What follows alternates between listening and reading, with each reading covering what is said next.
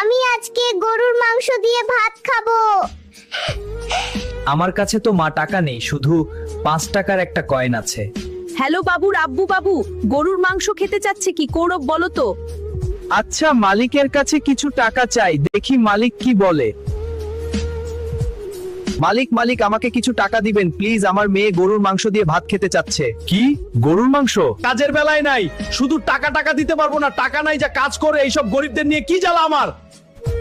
বাবুর আম্মু মালিক টাকা দিল না, আরো আমারে অনেক গালি দিল। মালকিন, আমাকে কিছু টাকা ধারা দিবেন প্লিজ, আমার টাকা খুব দরকার। যা পকিন্নি, আমার কাছে কোনো টাকা নেই।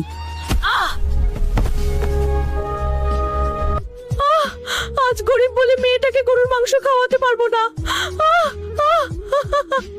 গরিবেরা শুধু টাকা টাকা করে তাই তাড়িয়ে দিয়েছি।